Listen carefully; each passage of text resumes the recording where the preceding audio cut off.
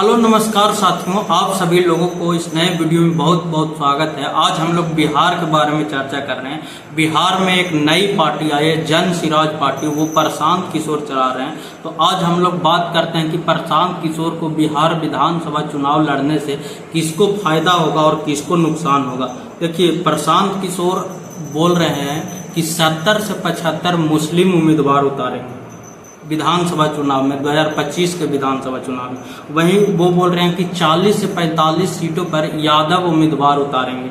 तो कुल मिलाकर अगर देखा जाए तो 110 से 120 सीट पर यादव और मुस्लिम उम्मीदवार प्रशांत किशोर उतारने जा रहे हैं, ऐसा लोग कह रहे हैं। और वो भी कह रहे हैं कि जिसकी जितनी संख्या उसके हिसाब से उतना उम्मीदवार उतारेंगे। तो अगर देखा जाए तो बिहार में 243 सीट है, इसमें 110 से 120 यानी कि लगभग आधी सीट पर प्रशांत किशोर यादव और मुस्लिम उम्मीदवार उतारने जा रहे हैं। तो अगर ऐसा करते हैं बाकी में 2025 के बिहार विधानसभा चुनाव में, तो इससे तो बीजेपी, भारतीय जनता पार्टी, जदयू, लोजपा, ये सबको काफी आसानी हो जाएगी चुनाव जीतने के लिए। वहीं राजद, कांग्रेस, इन सबको काफी मुश्किल होगी चुनाव जीतने के लिए, क्योंकि जो यादव मुस्लिम है वो सब ज्यादा वोट आरजेडी और कांग्रेस को देता है। तो इससे ज्यादा वोट तो आरजेडी और कांग्रेस को कटेगा और इसका लाभ जो होगा वो बीजेपी को लाभ होगा और जदयू को लाभ होगा और वहीं राजद को नुकसान होगा।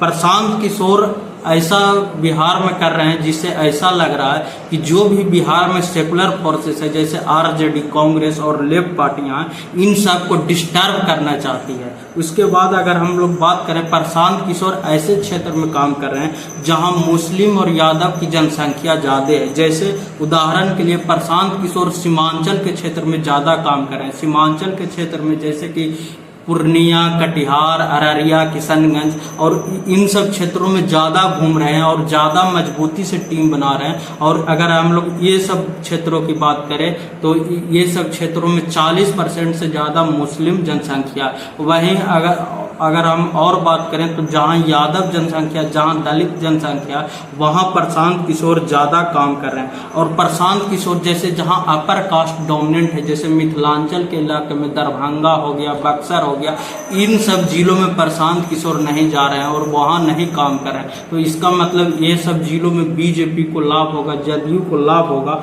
और प्रशांत किशोर की अगर हम बात करें तो वो 2012 में भी बीजेपी के लिए काम कर चुके हैं और प्रधानमंत्री नरेंद्र मोदी के लिए काम कर चुके हैं 2012 में, जब वे गुजरात के मुख्यमंत्री थे।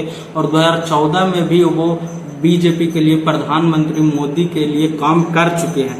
तो फिलहाल ऐसा लग रहा है कि बिहार में बीजेपी को स्थापित करने के लिए, यानी कि बीजेपी को इस्टेब्लिश करने के लिए प्रशांत किशोर बिहार में घूम रहे हैं और काम कर रहे हैं। प्रशांत किशोर बीजेपी को बी टीम की तरह काम कर रहे हैं। प्रशांत किशोर राजद, कांग्रेस और दूसरे पार्टियों के लोगों को, उनके नेताओं को, कार्यकर्ताओं को ले रहे हैं। वही प्रशांत किशोर हैं जो राजद और कांग्रेस को विरोध भी कर रहे हैं कि उनके खराब पार्टी है राजद, कांग्रेस। वहीं उन्हीं के लोगों को, उन्हीं के पार्टी के लोगों को ले रहे हैं। तो इसमें नया वो क्या कर रहे हैं, वो तो दूसरे पार्टी के लोग, नेताओं को ले रहे हैं, फिर उन्हीं को टिकट देंगे। तो इससे तो एक तरह से राजद, कांग्रेस के ही लोगों को वो ले रहे हैं। प्रशांत किशोर राजद पर ज्यादा अटैक कर रहे हैं, वहीं बीजेपी पर सॉफ्ट दिखाई दे रहे हैं। और यही बात है कि बीजेपी अभी फिलहाल बिहार में सत्ता में है और जदयू भी सत्ता में है, तो उन पर ज्यादा अटैक नहीं कर रहे हैं। बल्कि प्रशांत किशोर तो जो विपक्ष में पार्टियां हैं, जो आरजेडी जैसी विपक्ष में पार्टियां हैं, उन पर ज्यादा अटैक कर रही है।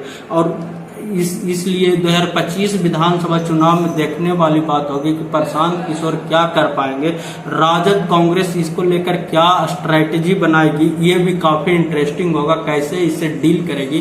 तो ऐसी जानकारी के लिए हमारे चैनल को सब्सक्राइब करें। बहुत बहुत धन्यवाद।